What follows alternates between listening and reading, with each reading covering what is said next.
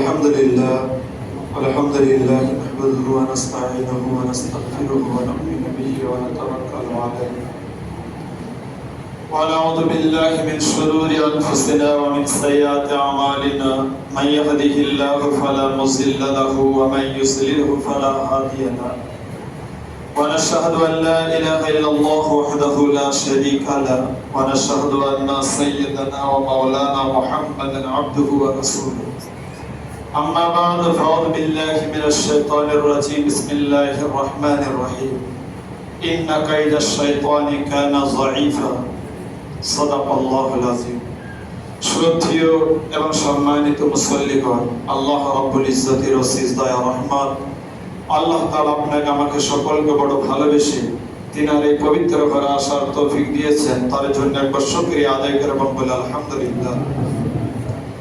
তারপরে পরে মহামানব যিনি আমার নবী আপনার নবী তথা সারা বিশ্বের নবী নবীকুলের শিরোমণি তাজদারে মদিনা আহমদে মুস্তাফা মুহাম্মদ মুস্তাফা সাল্লাল্লাহু আলাইহি ওয়াসাল্লামের প্রতি লাখো কোটি দরুদ ও সালাম বর্ষিত হোক। সকল বলে আল্লাহুম্মা আমিন। আজ পবিত্র জুম্মার দিন, সামনে জুম্মা, মনে হয় যেন মুহররম মাসের 1 তারিখ হতে পারে।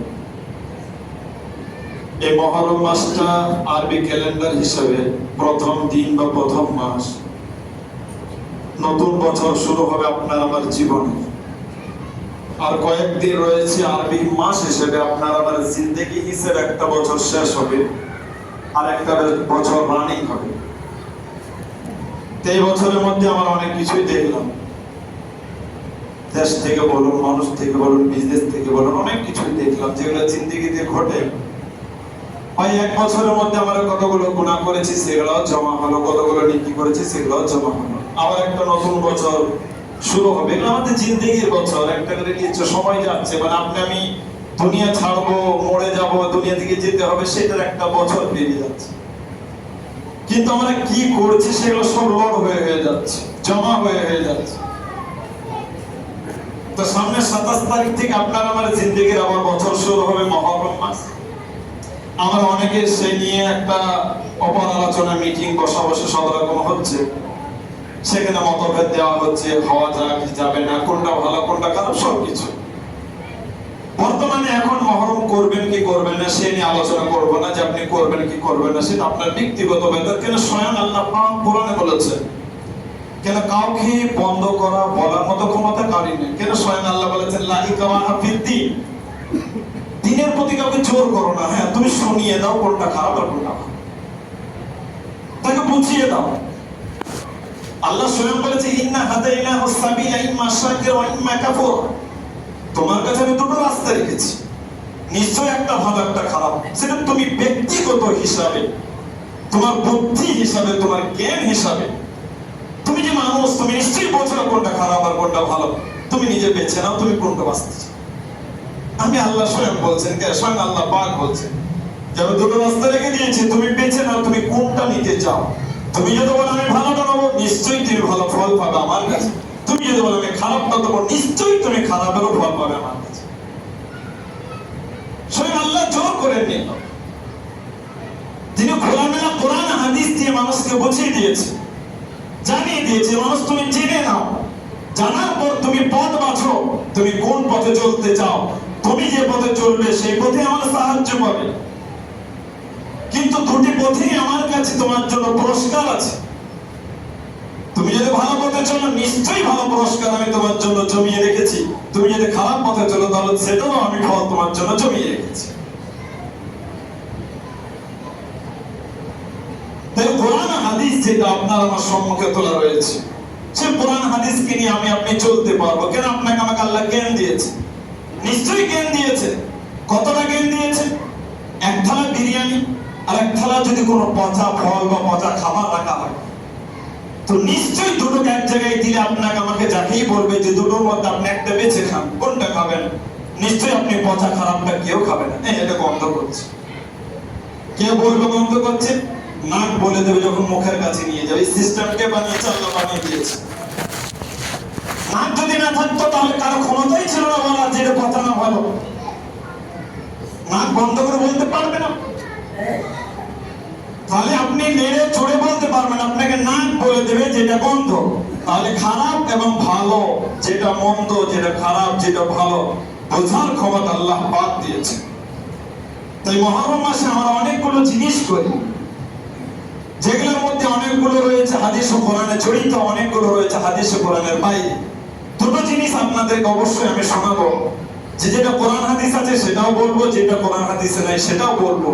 পাঁচ বিচার আল্লাহ পাক বলেছে যে দুটো পথ মানুষকে দেখিয়ে দাও, যে এই পথটা ভালো, এই পথটা খারাপ, বেছে নেওয়ার দায়িত্ব তাদের।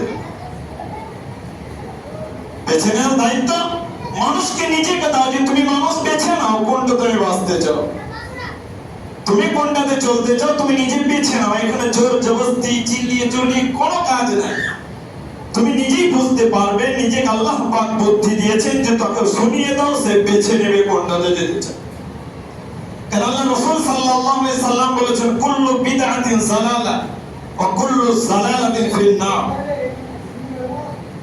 যেগুলো খুরাফাত হয়, যেগুলো বিদআত হয়, বিদআত বলা হয় যেটা কোরআন হাদিসে নেই, অথচ মানুষ সেটাকে আমল করে, এটাকে বিদআত বলা হয়। যেটা কোরআন হাদিসে নেই কিন্তু মানুষ যদি সেটাকে আমল করে বা মেনে চলে, তাকে যদি বুঝে বলতে তার ইবাদত করে সেটাকে মনে করে, তাহলে সেটা বিদআত কাজ।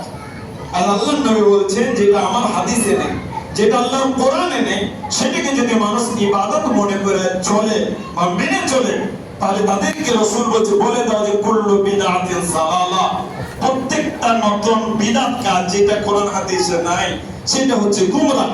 ওয়া কুল্লু যালালাতিন ফিন-নার, আর যেটাই গুমরাহ হবে সেটাই হবে জাহান্নামের পথ, সেটাই হবে জাহান্নামের পথ। যেটাই কোরআন হাদিসে নাই আমি মানি বা আপনি মানুন, যেই মানবেন না কেন, দুনিয়ার পৃথিবীতে যত বড়ই লোক থাকা, যত বড়ই আপনার মূর্খ হোক আর শিক্ষিত হোক আর যত বড়ই যে হোক না কেন, যেটাই কোরআন হাদিসের বাইরে মেনে চলবে, দ্বীন মনে করে, ইসলাম মনে করবে, আল্লাহ নবী বলেছেন সেটা বিদআত কাজ। আর সেটা যে করবে দুনিয়াতে, তার পথ হবে জাহান্নামের পথ। তা রাসূলুল্লাহ সাল্লাল্লাহু আলাইহি সাল্লাম এই মাসে অনেকগুলো ফজিলত রেখেছে, যেগুলো আমাদেরকে বলেছে করার জন্য, উম্মতকে বলে গিয়েছে করার জন্য। উম্মত তোমরা এই মাসে এই কাজগুলো করবে। আল্লাহ রাসূল বলেছেন এই মাসে তোমরা রোজা রাখবে দুটো। নবীজি স্বয়ং রোজা রাখতেন একটা করে। মক্কায় যখন ছিলেন রোজা রাখতেন, মক্কার মানুষেরাও রোজা রাখতেন, তারা তাদের নবী হিসেবে রোজা রাখতেন। মক্কার মানুষেরা আগেকার যে মেনে চলতেন। ইহুদিরাও রোজা রাখতেন। ইহুদিরা কেন রোজা রাখতেন? মুসা নবী নাজাত পেয়েছিলেন, তার অন্তর ফিরআউন ডুবে মরেছিল, এই আশুরার দিনে তার জন্য তারা রোজা রাখতেন। আল্লাহ রাসূল রোজা রেখেছেন, সাহাবাদেরকে বলেছেন তোমরা মুহররম মাসে রোজা রাখবে, একটা বড় নফল রোজা।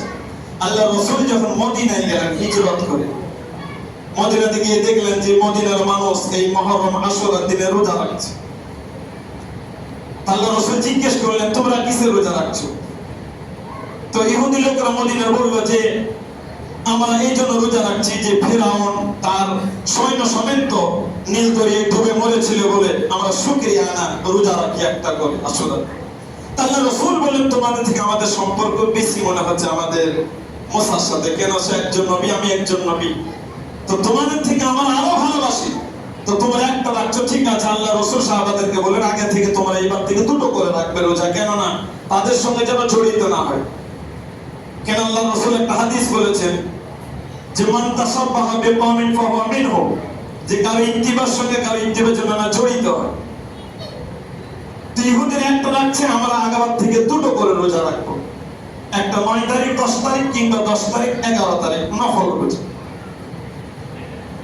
এখন আমি আপনি যেটা রাখবো আশুরার দিন একটা, হয় আপনি তার পরের দিন একটা রাখতে পারেন বা আগের দিন একটা পারেন রাখতে। আল্লাহ নবী সাল্লাল্লাহু আলাইহি সাল্লাম মুহররম মাসে এই কথাটা বলেছেন।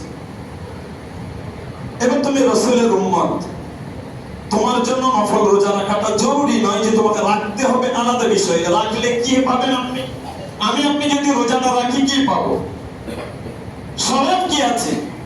রাসূল তার পারফেক্টলি কি বলেছেন যে আমার উম্মতরা যদি এটা মেনে চলে তাদেরকে কি দেওয়া হবে, আল্লাহ কি পুরস্কৃত করবেন। আল্লাহর নবী বলছেন, মাইমুন বিন মিহরান রাদিয়াল্লাহু তাআলা হাদিসটা বর্ণনা করছেন আল্লাহ রাসূল সাল্লাল্লাহু আলাইহি সাল্লামের কাছ থেকে। রাসূল পাক সাল্লাল্লাহু আলাইহি সাল্লাম বলছেন যারা আশুরার দিনে রোজা রাখবে, 10 তারিখ মুহররমের দিন আশুরা, যেটাকে আমরা মনজিল মাটি বলি। আমরা তো অনেক কিছু তাণ্ডব করি, কিন্তু রাসূল যে কথাটা বলেছেন সেটা এইটাই যে আল্লাহ রাসূল বলেছেন সেই দিনটা যদি কেউ রোজা রাখে তো 10,000 হাজী সাহেব হজ করলে যার নেকি পাবে, এবং 10,000 ব্যক্তি আল্লাহর রাস্তায় শহীদ হয়ে গেলে যা নেকি পাবে তার থেকেও বেশি নেকি তার আমলনামায় লেখা হবে। সুবহানাল্লাহ। যদি আপনি 10 তারিখে রোজাটা রাখেন, যদি আপনি এই 10 তারিখে রোজাটা রাখি, এটা শুধু রোজাটা রাখলে এতগুলো নেকি আপনার আমার আমলনামায় লেখা হবে।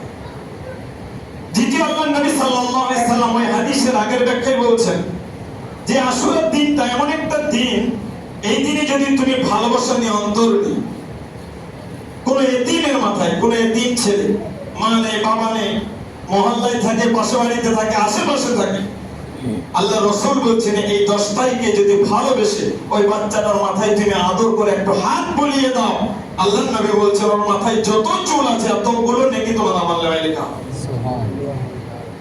আমরা কয়জন এতিমকে আদর করি আর কয়জনই বাবার রোজা রাখি? আমরা যেখানে করার সেখানে করি না, কিন্তু যেখানে আপনার আমার জন্য নয় সেখানে আপনি মেহনত। আল্লাহ নবী সাল্লাল্লাহু আলাইহি সাল্লাম এই হাদিসের আগের ব্যাখ্যায় বলছেন যে আশুরার দিনে কোন মুমিন, কোন মুসলমান যদি এক মুমিন বা আরেক মুসলমানকে খানা খাওয়ায়, একজন ব্যক্তিকে খানা খাওয়ায়, এই রাত্রি যদি একজন ব্যক্তিকে খানা খাওয়ায়, আল্লাহ নবী সাল্লাল্লাহু আলাইহি সাল্লাম বলেছেন সে আমার একটা উম্মতকে খাওয়ায়নি, বরং আমার সারা দুনিয়াতে যত উম্মতে মুহাম্মাদি আছে সকলকে খানা খাইয়েছে। সাহাবারা বললেন ওঠে ইয়া রাসূলুল্লাহ, এই মাসে এত ফজিলত? আল্লাহ নবী বলছেন আমার মনে হয় যে এই মাসে যা ফজিলত আছে আর মনে হচ্ছে যে অন্য মাসে আর কোনো ফজিলত আছে, এই মাসে যা শুরুতে ফজিলত, আশুরার দিনে যা ফজিলত আছে। তারপর আল্লাহ রাসূল একটা বড় লিস্টে নাম বললেন যে তোমরা জানো এই দিনটা এমন একটা দিন, এমন একটা গুরুত্বপূর্ণ দিন যে দুনিয়ার সমস্ত আসবাব বলো, যত নবী বলো না কেন, যত রকমের সিস্টেম বেশি আছে আল্লাহ পাকের, এই দিন আল্লাহ পাক শুরু করেছে। আজ আপনার আমার প্রতি রহম বলে যে জিনিসটা আছে, রহমত, এই রহমত কিন্তু আশুরার দিনই আল্লাহ রাব্বুল আলামিন সৃষ্টি করেছেন বা শুরু করেছেন। এই যে 3 দিন ধরে পানি হচ্ছিল, এই পানির প্রথম বুঁদ যেটা, পানির প্রথম ফোঁটা ফোটানো যেটা সর্বপ্রথম জমিনে যেদিন পড়ে সেই দিনটা ছিল আশুরার দিন। ইউসুফ নবী পেট থেকে মাছের নাজাত পেয়েছেন আশুরার দিন। যত রকমের কাহিনী আছে নবীদের, সবকিছু বেশিরভাগই সব আশুরার দিনেই প্রতিষ্ঠিত। যেহেতু আপনার আমার জন্য আশুরার দিনে গুরুত্বপূর্ণ দিন, তাই আপনাকে আমাকে বলেছে তোমরা রোজা রাখবে, নামাজ পড়ে, ভালো খানা খাওয়াবে এবং পারলে দান খায়রাত করবে। কেন তোমাদের জিন্দেগির এটা নতুন বছর শুরু হচ্ছে, যদি তোমরা এই কাজগুলো করো তাহলে তোমাদের জিন্দেগিটা মনে হয় যে একটা নতুন বছরে ভালো জায়গায় পৌঁছাতে পারবে। আজ আমি তুমি মুসলমান, সেই জিনিসটাকে না আপনি না নিয়ে সেটাতে না চলে আমরা একটা অন্য রাস্তায় চলে, যেটা আপনার আমার চলে না। আমরা কি করে এই দিনে আমরা মনে করে হালুয়া রুটি না বানালে হবে না। এবার একটা বিষয় বলি, 2 রকম পদ্ধতি। আপনি যদি মনে করেন যে ভালো দিন আমি ভালো খানা বানাবো, আলহামদুলিল্লাহ আপনি বানাতে পারেন, কিন্তু যদি মনে করেন আজকে দিন বানাতেই হবে, তাহলে ঠিক না। বানাতে হবে একটা আলাদা বিষয়, আর বানিয়ে খাবো একটা আলাদা বিষয়। তো ভালো দিন হিসেবে আপনি বানাতে পারেন, যেটা খুশি আপনি ভালো মন্দ খেতে পারেন, যত টাকা পারবেন আপনি দান করতে পারেন, আপনি রোজা রাখুন, রাজি ইবাদত করুন। যেহেতু আমরা হচ্ছে হোসেনের চিজ, আমরা হোসেনকে ভালোবাসি। আর শুধু হোসেনেরই কাহিনী নয়, আশুরার দিনে আদম থেকে নিয়ে যত নবী এসেছে বেশিরভাগই সমস্ত নবীর কাহিনী আশুরার দিনে চুপে আছে। সমস্ত নবীর কাহিনী, আপনি ইব্রাহিম নবীকে যেদিন আগুনে ফেলে সেই দিন কিন্তু এই দিন, ইউসুফ নবীকে কুয়া থেকে যেদিন নাজাত পাই এই দিন, ইয়াকুব নবী যেদিন চোখগুলো তিনি দেখতে পান অন্ধ থেকে সেটা ছিল এই দিন। এবং আল্লাহ রাসূল শেষবেলায় বলেছে যেদিন এই দুনিয়া ধ্বংস হবে সেই দিনটা হবে এই দিন আশুরা। তো সৃষ্টি থেকে নিয়ে শেষ পর্যন্ত কিন্তু আশুরা ভূতে রয়েছে। এই আশুরাতে আমরা যেগুলো করি সেগুলো আপনি আমি যদি একবার আলোচনা করি, বুঝতে চাই, জানতে চাই, তাহলে আমরা করি কি? ছেড়ে কাঁচা মদ খাই, ছেড়ে গান বাজাই, ছেড়ে নাচ করি, আমরা যেগুলো করি আর যেগুলো হাদিস করানো রয়েছে। তাহলে 2টি পথ কিন্তু আপনি আমি বুঝতে পারছি যে আমরা কোন পথে চলছে এবং আমার জন্য কোন পথটা। কেন আল্লাহ বলেছেন ইন্না হাদাইনাহু সাবিলা ইম্মা শাকিরা ওয়া ইম্মা কাফুরা, দুটো রাস্তা আছে, তুমি বেছে নাও মুসলমান, তুমি বেছে নাও বান্দা, তোমার যেটা খুশি তুমি অবশ্যই চলতে পারো, দুনিয়াতে তোমার অধিকার আছে, কিন্তু মাথায় রেখে দিও দুইটারই পুরস্কার আমার কাছে রাখা আছে। আমি দুটো জিনিস বানিয়ে রেখেছি, তোমরা অবশ্যই জানো, একটার নাম হচ্ছে জান্নাত আর একটার নাম হচ্ছে জাহান্নাম। এই দুইটি রাস্তা তুমি পেয়ে যাবে।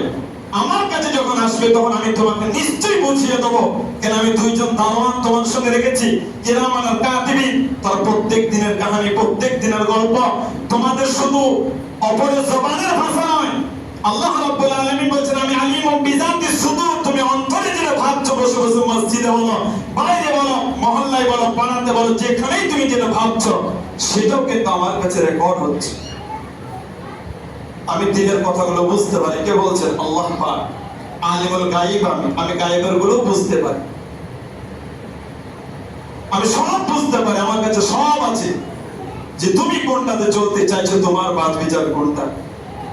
যাই হোক, আজ আমি আপনি যেখানে দাঁড়িয়ে রয়েছি, আমি বলবো যে আমরা বেছে নিই যে আমাদের জন্য কোনটা উপযুক্ত হবে, আমার জিন্দগির জন্য, আমার আখেরের জন্য, আমার মহল্লার জন্য, আমার মহল্লার মা বোনদের জন্য, আমার মহল্লার বাচ্চাদের জন্য। আমরা বাপরা যদি ঠিক হয় তাহলে নিশ্চয়ই বাচ্চারাও ঠিক হবে, আমাদের দেখে বাচ্চারা শিখবে, পরিবেশটা ভালো তৈরি হবে।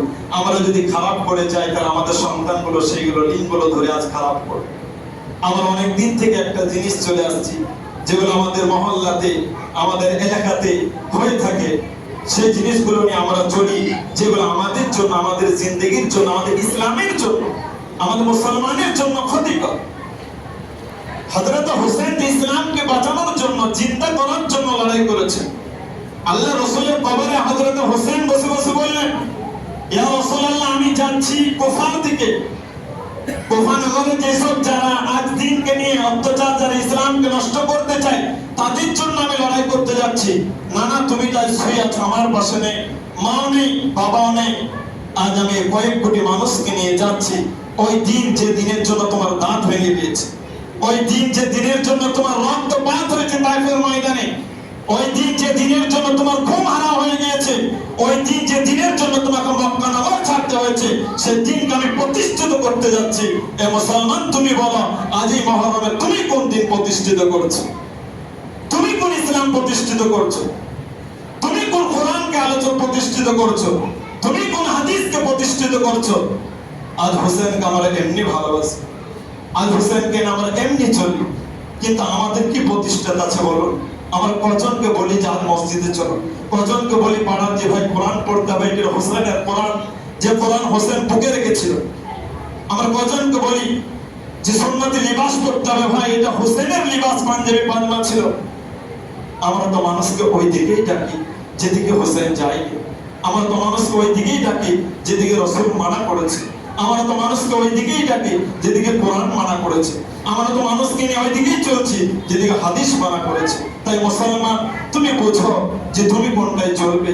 আজ কোরআন হাদিস আপনাদের সম্মুখে রাখলাম, আপনারা নিজে নিজেই বাছুন যে আমার জন্য কোনটা, রাসূলের জন্য কোনটা, হোসেনের জন্য কোনটা, আমার জান্নাতের রাস্তা কোনটা, আমার জন্য জাহান্নাম কোনটাই হবে। আজ আমরা নিজে নিজে বাছ বিচার করে বেছে নেব, কি নিজে নিজের পথ আমরা নিজে অবলম্বন করবো, বলেন ইনশাআল্লাহ। আল্লাহ তাআলা আপনাকে আমাকে সকল আমল করার তৌফিক দান করুন।